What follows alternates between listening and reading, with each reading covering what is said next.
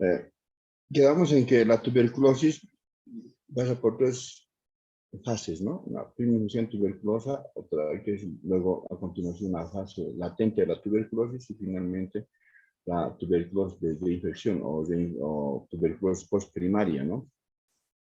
Y esta tuberculosis postprimaria dijimos que puede ser tanto producida por una reinfección endógena, es decir, a través de la activación de un foco de GOM primario, que ya definimos ayer, o a través de una reinfección exógena, es decir, un nuevo contagio por parte del huésped que inhalen algún bacilos de Koch, ¿no? Y esto puede producir dos formas de tuberculosis, una tuberculosis pulmonar o una tuberculosis extrapulmonar, ¿no? Ahora nos vamos a referir a la tuberculosis en inicio pulmonar, ¿no es cierto? Y posteriormente a la tuberculosis extrapulmonar. Específicamente a los síntomas y signos que presenta la tuberculosis, ¿no? Entre los síntomas más importantes de la tuberculosis pulmonar, también debemos decir que podemos hacer un poquito más prácticos, dividir estos síntomas en síntomas sistémicos y en síntomas propios de cada órgano donde afecta el bacilo de Koch. Entre los síntomas sistémicos tenemos en la tuberculosis en general, que esto es general a todas las formas de tuberculosis, es decir, tanto pulmonar como extrapulmonar, es decir, pues una tuberculosis extrapulmonar, meningia, pleural, osteoarticular, ¿no es cierto? Digestiva o peritoneal, siempre van a presentar estos síntomas sistémicos. ¿Y cuáles son estos síntomas sistémicos? El síntoma más importante, más relevante, que muchas veces pasamos nosotros los médicos o recopilamos bien este dato, es la astenia, ¿no? Astenia, que es una astenia psicofísica, que refiere que el paciente durante su jornada laboral inicia con toda la capacidad y energía psicológica y física de cumplir con toda su rutina diaria laboral. Como van transcurriendo la jornada, ¿no es cierto? Esta capacidad plena que tenía a inicio se va diluyendo, se va reduciendo, va disminuyendo y al final llega a las primeras horas de la tarde ya con una agotación, el paciente ya agotado, ¿no es cierto? Y termina por no cumplir toda su faena diaria propuesta a inicio. Entonces, esta es una característica fundamental, la astenia del paciente, ¿no? Fundamental. Aparte de esto, el paciente tiene los tres As de Jiménez-Díaz, astenia, dinamia, anorexia, ¿no es cierto? Y esto le va a llevar a una progresiva pérdida de peso, ¿no? Otra característica es la pérdida de peso en estos pacientes. Ahora, otra de las características de estos pacientes es que tienen bastante, se cansan fácilmente, ¿no? Es dentro de lo que corresponde a una astenia. Se cansan fácilmente, no cumplen con todas sus actividades diarias programadas, ¿no? Una otra característica fundamental de estos pacientes es, aparte de la pérdida de peso, que es crónica, ¿no es cierto? Es que estos pacientes presentan fiebre. Fiebre, un síndrome febril que se caracteriza porque se presenta generalmente por la tarde o nocturna, es decir, es vespertina o nocturna, ¿no? Y este síndrome febril, ¿no es cierto? Generalmente es seguido por un estado de hiperhidrosis, ¿no es cierto? De diaforesis profusa, que generalmente es de presencia posterior al acceso febril. Esta diaforesis, ¿no es cierto?, se caracteriza porque tiene un olor característico por la paja mojada. Y como es total, es decir, involucra tanto la región cefálica, torácica como las extremidades, ¿no es cierto?, intensa. Entonces, esta característica, estos dos hechos de la fiebre y gran hiperhidrosis generalizada, diaforesis en realidad, ¿no es cierto?, con el nombre de signo de impregnación toxivacilar de la anducia. También de estas manifestaciones sistémicas propias de la tuberculosis pulmonar como extrapulmonar, existen otros signos y síntomas que son característicos de la tuberculosis, en este caso pulmonar. ¿Y cuál es el síntoma respiratorio más frecuente? en el síntoma como manifestación de tuberculosis y afección, por afección al aparato es la tos. Esta tos se caracteriza porque es productiva. Al inicio generalmente es mucosa, posteriormente se hace mucopurulenta y finalmente se hace francamente purulenta. Esta expectoración generalmente es más intensa durante las primeras horas de la mañana, de mayor intensidad matutina.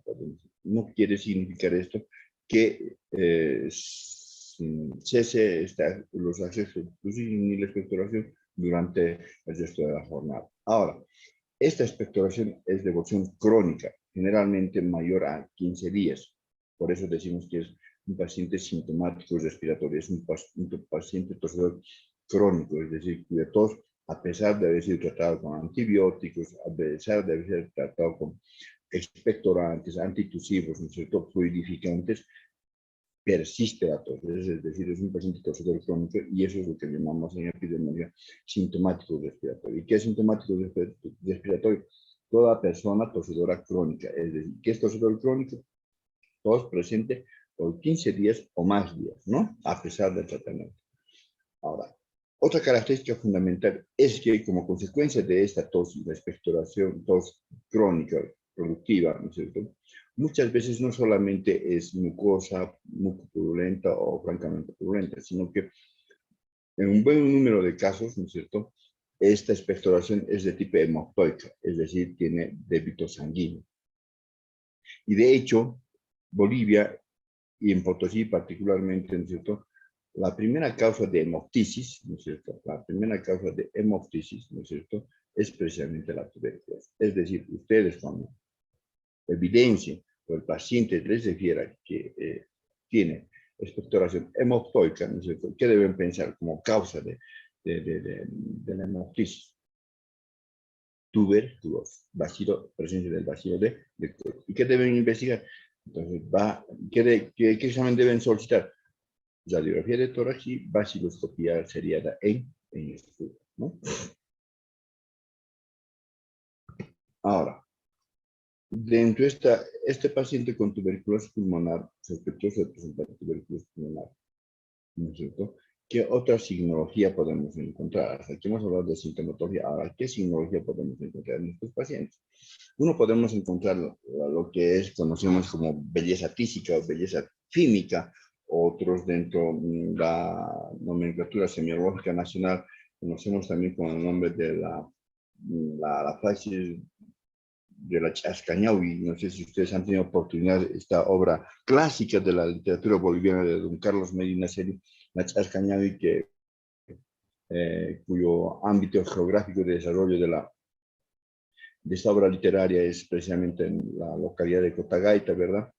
Y esta fase se caracteriza, ¿no es cierto?, por que el paciente o la paciente, ¿no es cierto?, presenta cejas bien pobladas, pestañas hipertricóticas, sobre un fondo facial terroso y emaciado, ¿ya? Esa es la fase de la Chascañahui, la belleza física o la belleza fímica, ¿no?, que es patognomónica de la tuberculosis. Esta belleza física es patognomónica de tuberculosis. Ahora, este signo también muchas veces va acompañado del signo de Levi-Yossi. ¿Qué es el signo de Levi-Yossi? No es nada más que la caída de la cola de la ceja, ¿no es cierto? Entonces, y esta caída de la cola de la ceja es de indicar claramente acá de que no es patognomónica de la tuberculosis. Es decir, puede estar presente en puede estar presente este signo de Levi-Yossi en otras patologías, como por ejemplo la lepra de tipo lepromatosa, ¿no es cierto?, que también existe la caída de la cola de la ceja. También suele estar presente en el hipotiroidismo. Los pacientes hipotiroides también suelen presentar caída de la cola de la ceja. Esto es bilateral, por supuesto. Para tener valor diagnóstico su presencia tiene que ser bilateral.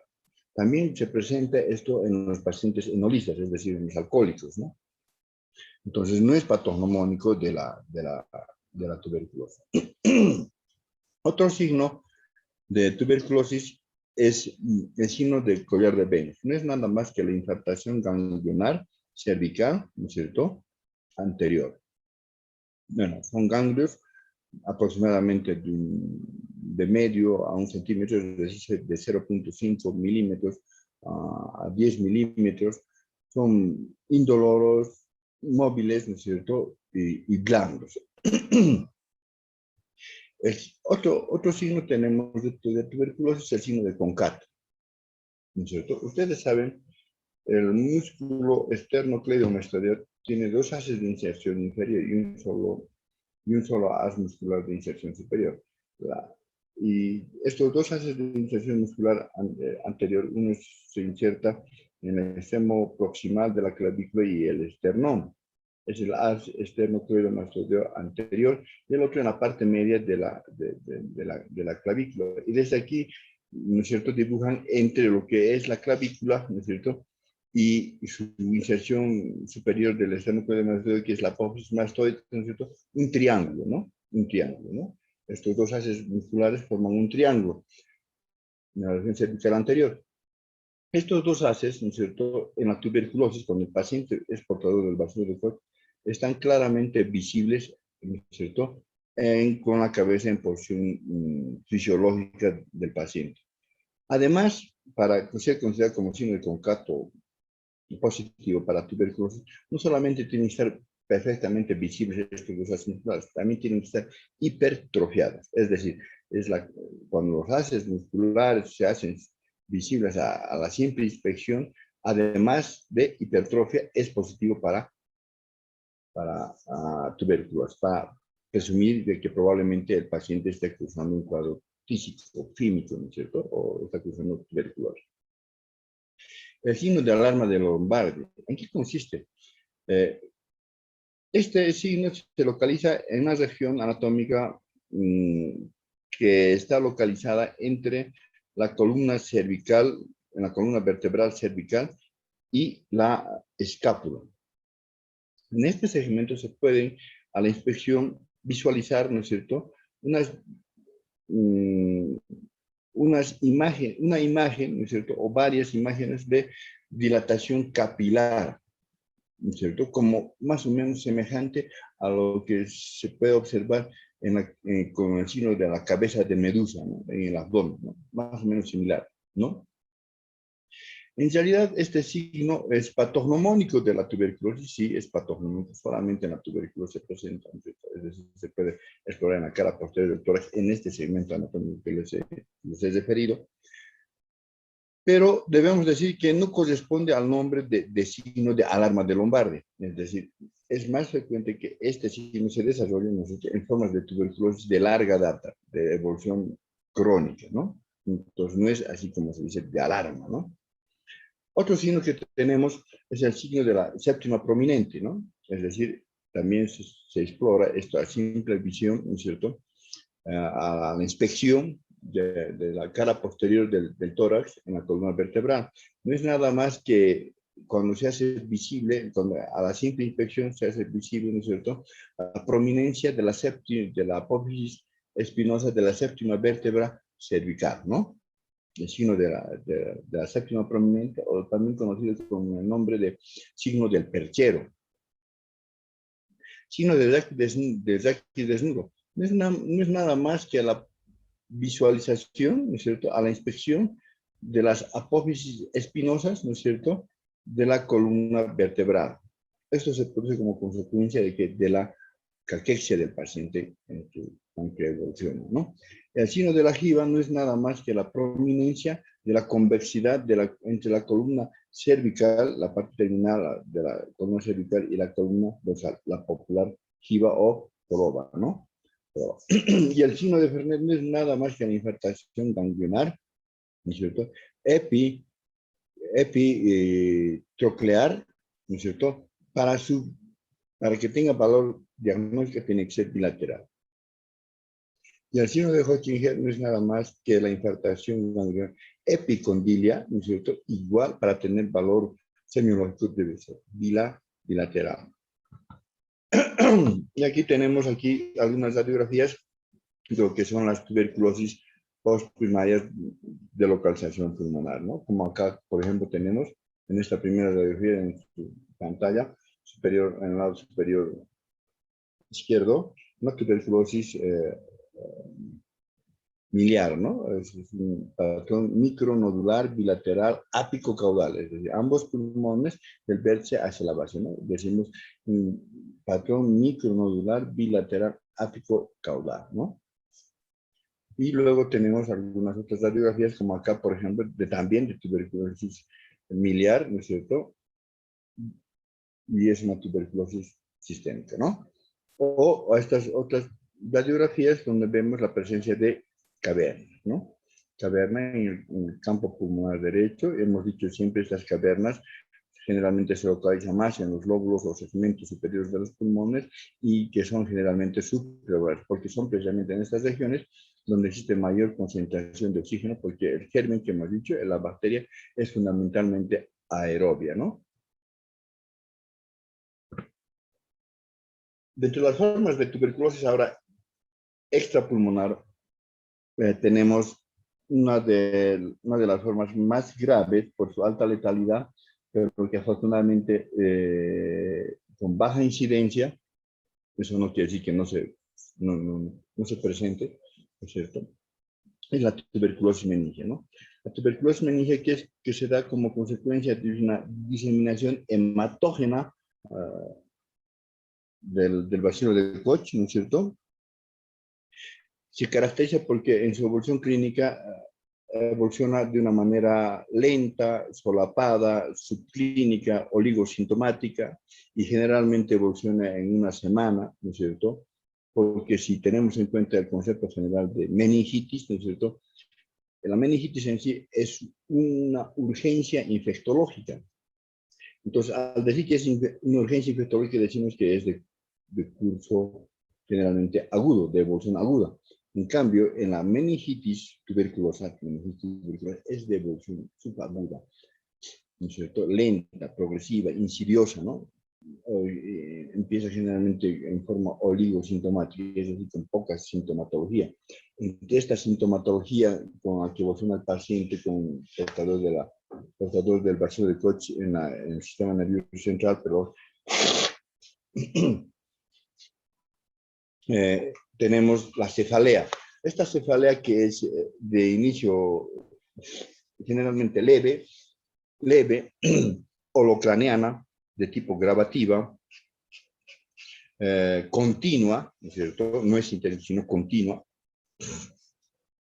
Además de esto, el paciente va a presentar alteraciones emocionales como es la irritabilidad, el paciente está muy irritable, se acompaña también de fiebre, ¿no es cierto? Dentro de los síntomas concurrentes, fiebre, y muchas veces con todo el cortejo sintomático, es decir, me refiero a la presencia del signo de impregnación tóxico-bacilar, ¿no es cierto? La pérdida de peso, paciente asténico, demasiado, ¿no es cierto? Amén de estos síntomas, ¿no es cierto? También suele existir otros síntomas ya en un estadio más avanzado, que existe alteración del estado de conciencia del paciente, ¿no? Irritabilidad, somnolencia y muchas veces llega hasta el coma porque, ¿no es cierto? Y finalmente va a presentar signos de irritación meningia, como signos de Kernin, Buczynski, Binda, ¿no es cierto? Y como signos también de hipertensión endocraniana, como náuseas y vómitos. Vómitos, lo que llamamos comúnmente como vómitos en proyectil o en escopetazo, ¿no? Que generalmente estos vómitos no están precedidos muchas veces de estado nauseoso, ¿no? Es así que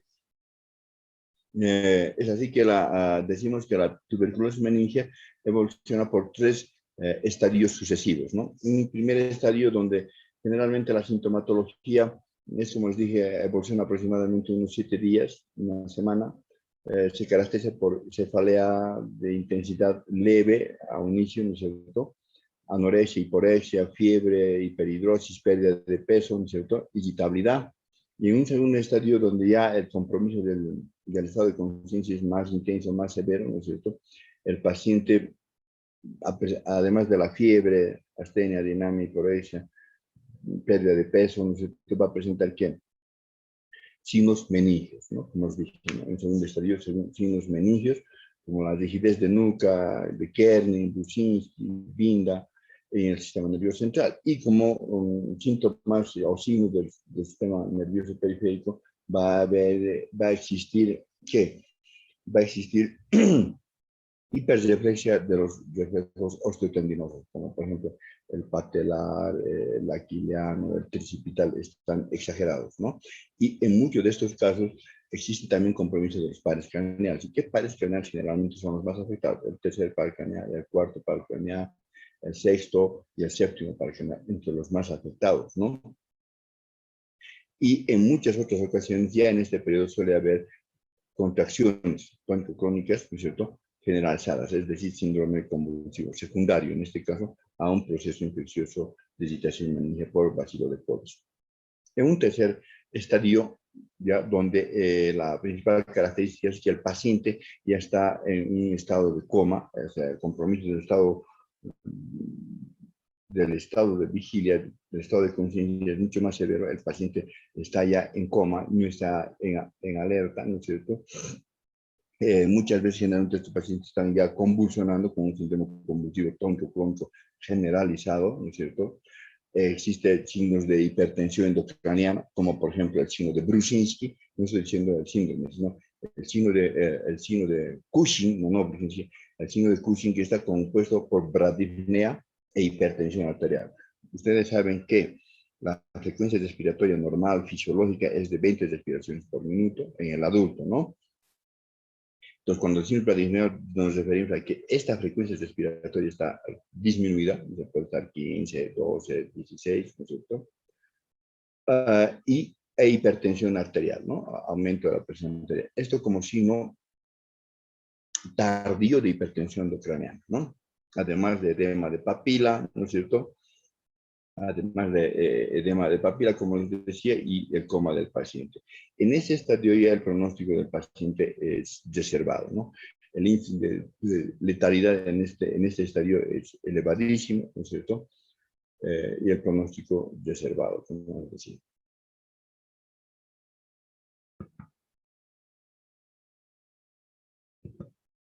Ahora, en este paciente con sospecha de tuberculosis, ¿qué tenemos que hacer? Confirmar nuestra impresión diagnóstica. Y para confirmar nuestra impresión diagnóstica, ¿qué hacemos?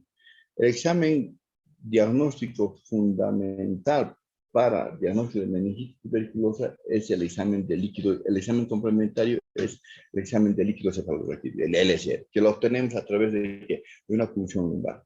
La punción de una punción lumbar. Entonces, una vez obtenemos el líquido, practicamos la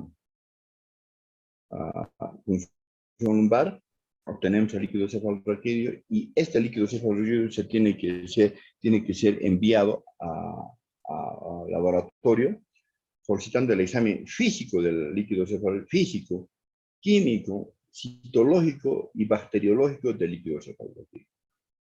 ¿Y qué características físicas tiene el líquido cefalorraquídeo en la meningitis tuberculosa? Puede ser en cristal de roca o santo cromo, ¿ya? O santo cromo. Ahora, este líquido cefalorraquídeo, ¿no es cierto? En la parte química, ¿cómo va a estar? Vamos a ver la dosificación de las proteínas, la glucosa y los cloruros, ¿no? La concentración normal de glucosa en el líquido cefalorraquídeo es igual al 50% de la glucemia. ¿Qué quiere decir esto? Que para tener una tasa fisiológica de glucosa en líquido cefalorraquídeo, también tenemos que solicitar simultáneamente la glucemia del paciente, ¿no? Es decir, si la glucemia del paciente es, por decirles, 120, ¿no es cierto? ¿A cuánto de glucosa hay que corresponder a eso? A 60 miligramos, el 50% de la glucemia, ¿no? O si, por ejemplo, la glucemia del paciente en el momento de la punción lumbar es de 90, eso corresponderá a que la glucosaquia, o sea, la concentración de glucosa en líquido tendrá que ser igual a 45 miligramos de decilitro. Eso. ¿Y qué pasa? ¿Y cómo está la glucosaquia en el paciente con meningitis tuberculosa? Va a estar hipoglucosaico. es decir, estará por debajo, en el primer caso, como les dije, por debajo de 60 o por debajo de los 45 en el segundo caso. Pero esta glucosaquia es severa, es decir, si la glucemia del paciente es, por decirles, 90, como les dije en el segundo caso, 90 miligramos de decilitro, si el paciente es sospechoso de tuberculosis meningia, podrá estar en 5, 10, 15 miligramos de decilitro de glucosaquia. Es decir, es la hipoglucosaquia en el paciente con meningitis es severa. La concentración de proteínas. La concentración normal de proteínas en el líquido cefalorraquídeo es de 20 a 40 miligramos de decilitro. En el paciente con meningitis tuberculosa, esta concentración está elevada. Generalmente está por los 80 hasta 150 miligramos de decilitro de hiperproteinosaquia. La concentración de cloruros normalmente está entre 600 a 700 unidades. En la meningitis tuberculosa está disminuida, es decir, existe hipoclorurosaquia. Y esta hipoclorurosaquia también es severa. Estará por los 350, 400, 450 máximo, ¿no? Es una hipoclorurosaquia. Eso desde el punto de vista químico. En el aspecto citológico, normalmente el número de células por milímetro cúbico en líquido cefalorraquídeo es de 10 células, ¿no? ¿Y cómo está la meningitis tuberculosa? Está incrementado, es decir, mayor a 10, es decir, existe pleocitosis. Normalmente se miden las células que son los polimorfos nucleares y los linfocitos. Esta relación está invertida. Normalmente eso a nivel sistémico decimos que es 65% de polimorfos nucleares, o 65-70%, y 30-35% de linfocitos. Entonces, esto, además de estar incrementado, está a predominio de los linfocitos. Es decir, hay una linfocitosis. Es decir, su concentración estará por encima de los 35%, de los 30 o 35%, ¿no? Ahora, en este líquido cefalorraquídeo, que son las características de meningitis tuberculosa, se tiene que soltar la concentración, la dosificación de la adenosina desaminasa. En todo paciente que sospechemos que es secundario, que esa meningitis, la alteración de esta conciencia, esos síntomas son secundarios a bacilo de Koch, tenemos que soltar la dosificación de ¿qué? De la adenosina desaminasa. La adenosina desaminasa que viene con abreviación de ADA en mayúsculas, ¿no es cierto? Cuya concentración tiene que ser igual o superior a 7.1 ml por litro. Si es igual o superior a esta concentración, quiere decir que es positivo para meningitis tuberculosa. Esta adenosina desaminasa actualmente se realiza tanto en laboratorios institucionales como en laboratorios privados. Ahora, también se puede solicitar otro examen en esto, que es la tinción de Ziel-Nielsen, ¿no es cierto? Hemos dicho que el bacilo de Koch no se tiñe fácilmente, no se tiñe, ¿no es cierto?, con la tinción de Gram, porque es un bacilo ácido alcohol resistente, es un VAR, entonces necesita de tinciones especiales. Una de las tinciones especiales, hemos dicho, es la tinción de Ziel-Nielsen, ¿no? Generalmente esta tinción de Ziel-Nielsen en el líquido cefalorraquídeo no llega a identificar, es excepcional en el caso en que se llegue a identificar bacilos de Koch en una tinción de Ziel-Nielsen, ¿no? Pero es un método de diagnóstico. Y el cultivo en líquido cefalorraquídeo para tuberculosis, para bacilo de Koch. Hemos dicho que es un método de alta especificidad, ¿no es cierto?, de alta sensibilidad, pero lamentablemente, como es un bacilo intracelular, es un bacilo, es una bacteria fastidiosa, el cultivo demora mucho, entre 45 y 60 días, mientras ocurre aquello, ¿no es cierto?, de la proliferación en los medios de cultivo para tuberculosis, el paciente muchas veces ya ha sanado o finalmente, lo que es más frecuente, ya ha evitado, ¿no? Entre los controles. La reacción del derivado proteico, el derivado proteico purificado o intradermo de acción de Mantoux es más nos diagnostica esto del estado inmunológico del paciente, suele a veces dar falsos negativos, entonces cualquier no es muy recomendable. Ahora, toda esta sintomatología a la que nos hemos referido al paciente se presenta como consecuencia que durante el desarrollo de la meningitis tuberculosa el encéfalo produce, como resultado de eso, produce un exudado inflamatorio denso, gelatinoso, que hace que produce un proceso de obstrucción en la circulación sanguínea y en la circulación del líquido cefalorraquídeo. Es por este hecho que muchas veces viene con compromiso de ¿qué? con compromiso de afección de los pares craneales y secundariamente producir hidrocefalia. Entonces, por este hecho, para reducir este proceso inflamatorio, la producción de este exudado inflamatorio gelatinoso denso, ¿no es cierto?, se prescribe esteroides, y el esteroide indicado es la prednisona, ¿no? La prednisona a una dosis de 1 miligramo por kilogramo peso por el lapso de 3 a 6 semanas, que es importante. No se recomienda en este tipo de tuberculosis, en el tratamiento con esteroides, la aplicación de dexametasona. Lo recomendado es el tratamiento con prednisona, ¿no? Por este hecho. Y luego tenemos la tuberculosis pleural. Esta es una de las tuberculosis extrapulmonar más frecuente que otro tipo de tuberculosis extrapulmonar. Esta se presenta por diseminación por contigüidad, es decir, por vecindad, o por diseminación hematógena, ¿no es cierto? O ambas combinadas, ¿no? Pero estas son las dos formas de diseminación, ¿no?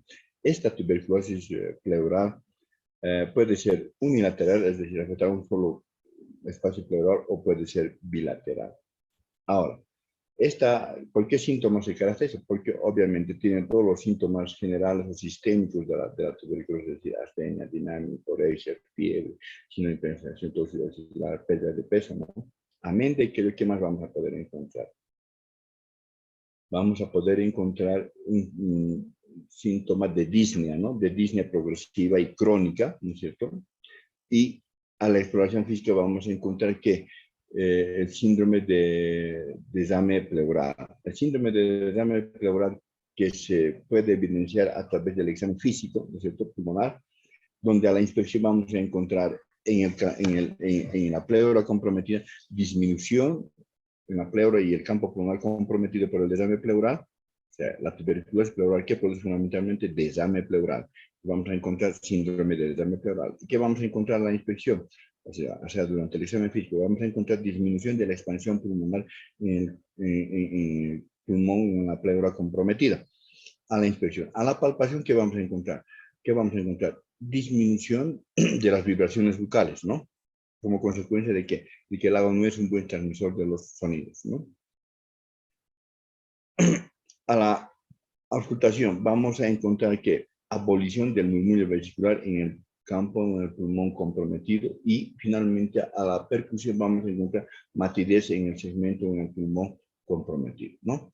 El diagnóstico esta impresión diagnóstica tiene que ser corroborada, confirmada a través de un examen sencillo, ¿no es cierto?, económico, accesible en todos los medios, ¿no?, que es la radiografía de tórax, ¿no? Radiografía de tórax en bipedestación de preferencia, ¿no es cierto?, para definir fehacientemente el límite hidroaéreo que vamos a poder observar en la placa de radiografía de tórax, ¿no?, y determinar la presencia de desame pleural. Pero existe otro examen de mayor rentabilidad diagnóstica, ¿no es cierto?, que es la tomografía. Obviamente, también es accesible en nuestro medio y actualmente en cualquier medio, pero es de escasa accesibilidad económica, es decir, es mucho más caro, ¿no? Ahora, para determinar la presencia de que ese líquido pleural es de origen tuberculoso o no tuberculoso, ¿qué tenemos que realizar? Es decir, para realizar el examen microbacteriológico de la enfermedad, ¿qué tenemos que realizar? Toracocentesis. Si ustedes saben, la toracocentesis puede ser terapéutica o diagnóstica. En este caso, en inicio diremos que tendríamos que realizar una toracocentesis diagnóstica, ¿no?, para obtener líquido pleural. Y para obtener este líquido pleural, hacemos la toracocentesis. Una vez obtenido este líquido pleural, tenemos que enviar a laboratorio para su análisis correspondiente. ¿Y qué vamos a ver? Tenemos que solicitar el examen físico, químico, citológico y bacteriológico en el líquido pleural, ¿no? Y lo primero que tenemos que determinar si este líquido pleural es de origen inflamatorio o no es de origen inflamatorio. Es decir, tenemos que determinar si es exudado o es trasudado, ¿cierto? ¿Y qué características tiene el líquido pleural en la tuberculosis? Siempre se trata de un proceso inflamatorio. Como se trata de un proceso inflamatorio, tiene las características de un líquido pleural de exudado. ¿Y cómo vamos a poder determinar fehacientemente si es exudado o trasudado? A través de la solicitud de los criterios de Lymes. ¿Y qué son los criterios de Lange? ¿No es cierto? Poder determinar la concentración de proteínas plasmáticas, ¿no es cierto? Y dividirlas sobre la concentración de proteínas en el líquido pleural. Y cuando el resultado de esta ecuación matemática, ¿no es cierto?, da un cociente igual o superior a 0.50, ¿no es cierto?, decimos que se trata de un exudado. Pero también es recomendable solicitar la dosificación de lactato deshidrogenasa en plasma, ¿no es cierto?, y solicitar la dosificación de lactato deshidrogenasa, ¿no es cierto?, en el líquido pleural. Cuando este resultado de la división, ¿no es cierto?, da un cociente igual o superior a 0.60, ¿no es cierto?, decimos que se trata de exudado. Si se trata de exudado, ¿no es cierto?, y tiene síntomas de tuberculosis, tenemos que realizar en este paciente la solicitud en este líquido pleural, la dosificación de la ADA, o sea, adenosina desaminasa, y una concentración igual o superior a 44 unidades por litro, nos dará positivo para tuberculosis e iniciar el tratamiento antituberculoso específico.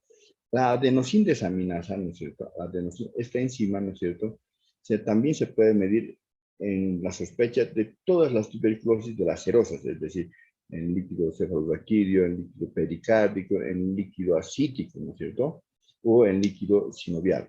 Se puede solicitar en toda la presencia de acúmulo patológico, ¿no es cierto?, de serosas, se puede solicitar dosificación de adenosina desaminasa. Es un método de diagnóstico sencillo, económico y accesible en nuestro medio, ¿no?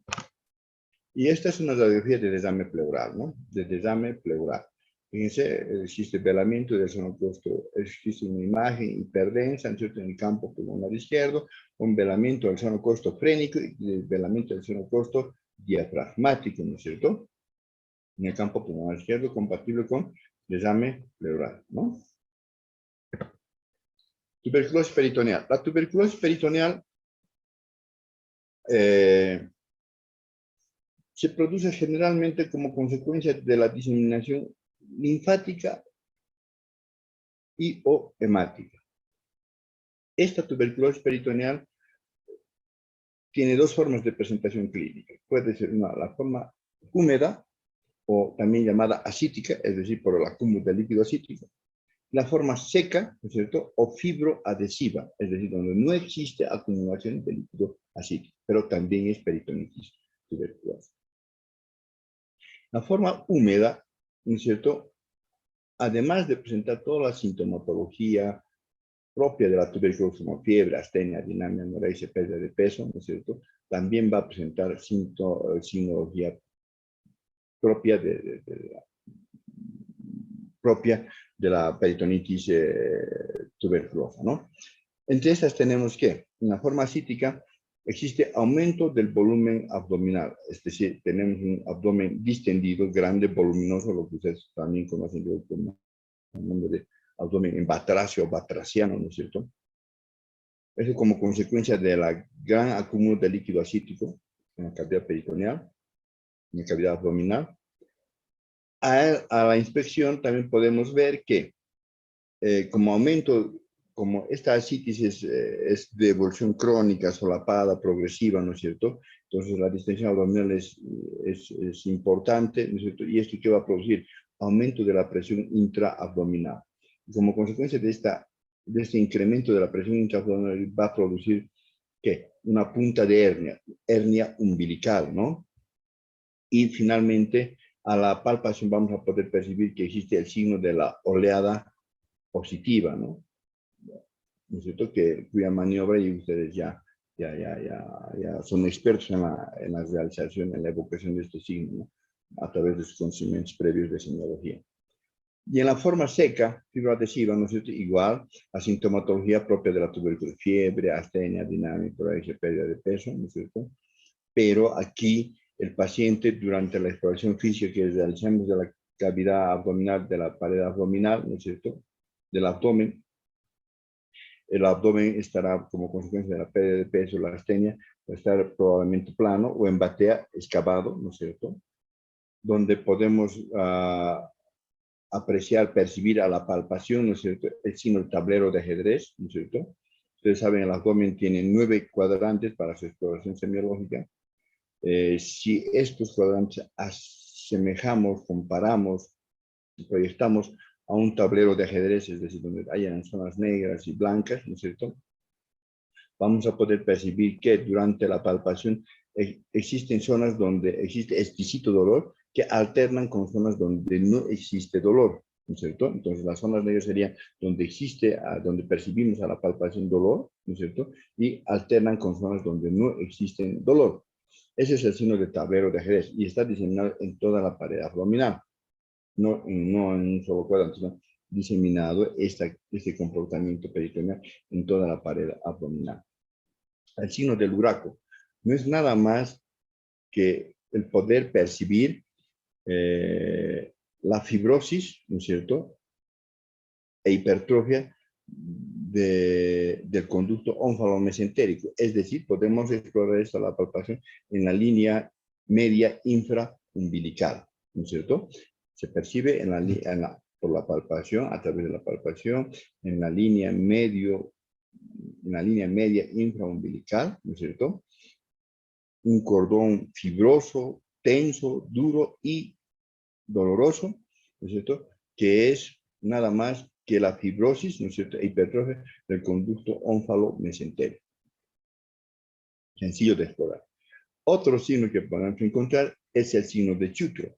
¿Y en qué consiste? En desviación de la línea media del ombligo. Es decir, el ombligo está fuera de la línea media, de la línea media abdominal, o sea, de la línea alba que conocemos semiológicamente, el ombligo está desviado por fuera de esta línea, ¿no es cierto?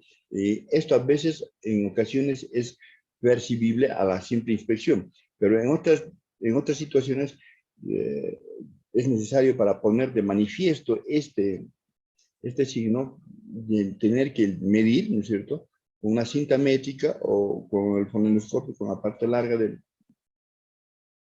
fonendoscopio, ¿no es cierto?, la equidistancia del ombligo, ¿no es cierto?, del ombligo, llevar al otro extremo hacia la cresta ilíaca anterior superior y realizar esto con mi abdomen izquierdo y mi abdomen derecho, ¿no es cierto? Medir la equidistancia. Si existe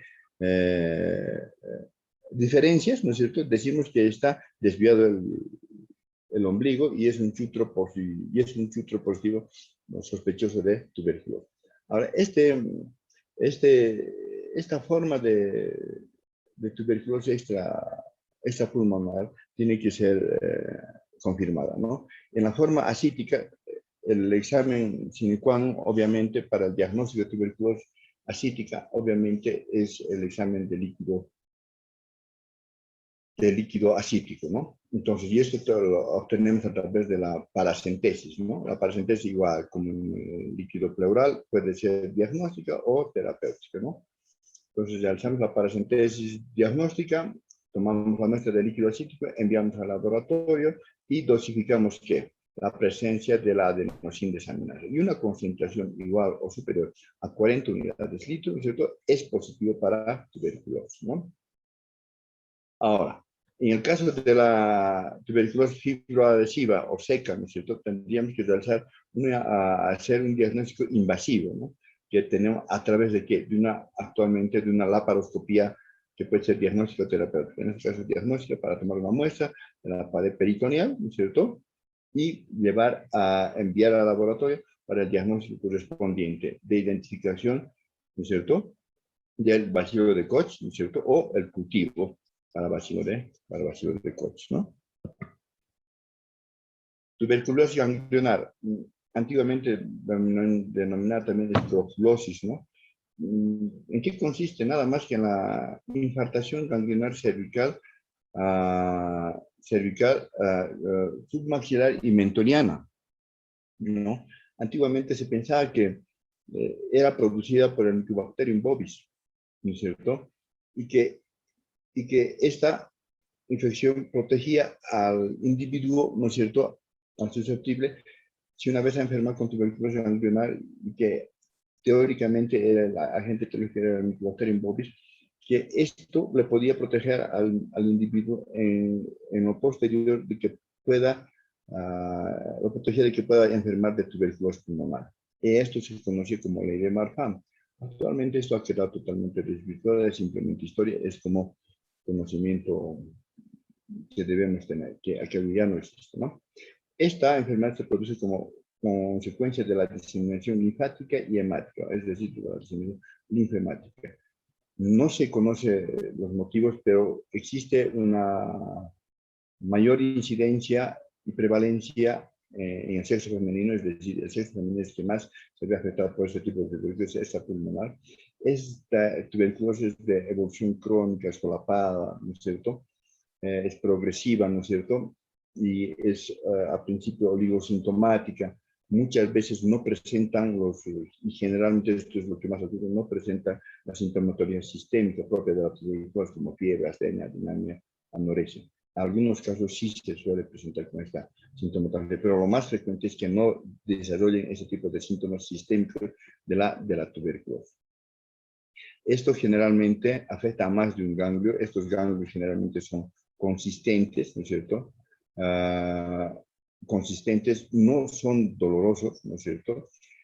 Posteriormente, de ser consistente, esto se reblandece, ¿no es cierto? Y finalmente termina por fistulizarse y producir lo que es la ZDS, es decir, tumor, rubor, calor y dolor, ¿no?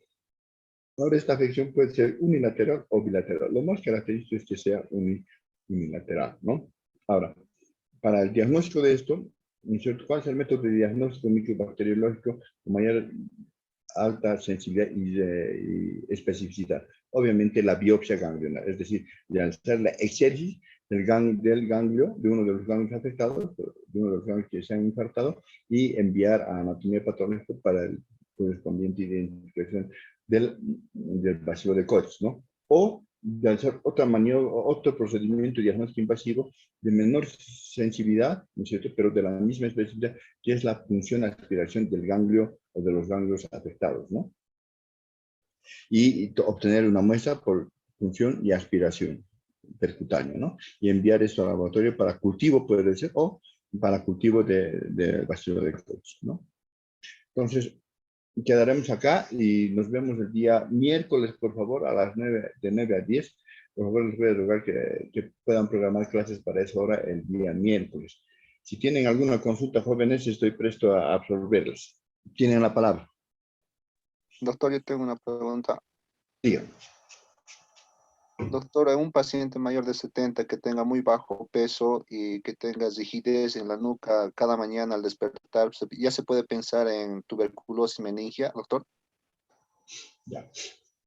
Es interesante. La respuesta va a ser un poquito ahorita, ¿no? Siempre lo que usted me ha dicho es una muy buena pregunta. Muy buena pregunta. Pero hay que valorar al paciente en todo su contexto. Es decir, filiación, ver si existe, es con B positivo, es con B negativo, ¿no es cierto? Siempre, ¿no es cierto? Ocupación es importante, como métodos orientadores hacia una impresión diagnóstica. Ahora, un paciente de 70 años es diferente si es de sexo masculino o de sexo femenino. A esta edad, muchos de los pacientes, de las personas que llegamos a esa edad, ¿no es cierto?, ya padecemos de una enfermedad propia de la edad, de la senectud, ¿cierto?, de la tercera edad, que es la cervicoartrosis. Hay que diferenciar de aquello. Difícil, ¿no es cierto? Entonces, hay que realizar rigidez de nuca. A esa edad, la rigidez de nuca tiene que tener lo que llamamos en incidencia médica, realizar una hoja frontal. O sea, hacer el diagnóstico diferencial del signo. Si es o no meningitis tuberculosa, ¿no? O simplemente meningitis. ¿Por qué? Porque a esa edad existe un otro elemento fisiológico, digamos, ¿no es cierto?, de homeostasis, o sea, de acomodación a un nuevo estado fisiológico, que es la senectud, que es la cervicoartrosis, que se presenta por descalcificación. Y esta cervicoartrosis es más frecuente y más intensa, más evidente, ¿no es cierto?, en el sexo femenino, por el problema, por el desequilibrio endocrinológico, ¿no es cierto?, es decir, el descenso de los niveles de estrógeno. Entonces, ¿qué tenemos que hacer en este paciente? Para diferenciar eso, proceder a realizar maniobras de signos neurológicos, signo de Kerning, Lusinski, Binda, ¿no es cierto? Para determinar si eso no es cervicoartrosis desde el punto de vista clínico. Ahora la situación aún se hace más compleja. Un paciente de 70 años con rigidez de nuca, no sabemos si es meningitis o no es meningitis. Si es meningitis, si es rigidez de nuca por meningitis o cervicoartrosis, aún se complejiza más. A esta edad, generalmente, ¿cómo está el comportamiento inmunológico de los pacientes? Está inmunodeficiente por inmunosenectud. Es decir, estos pacientes no suelen desarrollar fiebre. O sea, es más complejo. Entonces hay que tener mucho cuidado con valorar esto, ¿no? Mucho más complejo.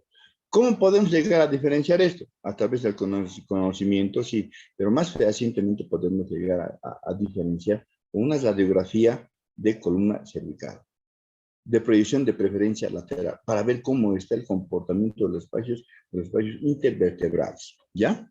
Es muy delicado, muy buena pregunta. Hay que diferenciar si es por meningitis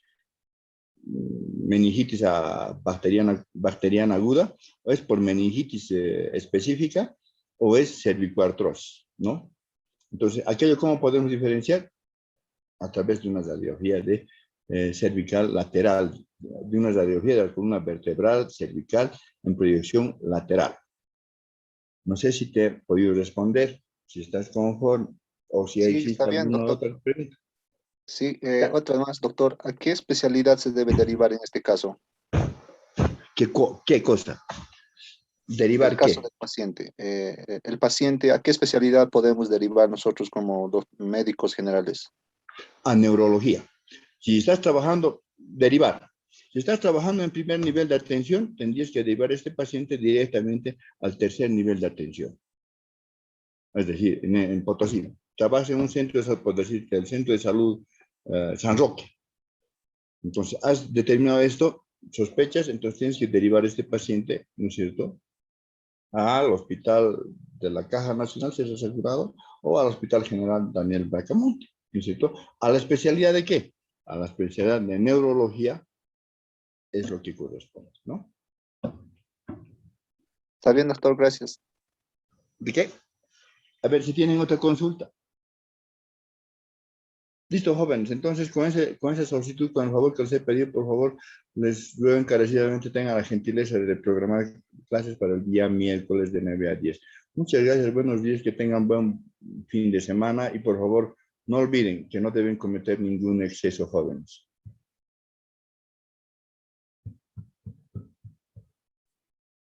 Gracias, doctor. Hasta luego. Hasta luego, buenos días.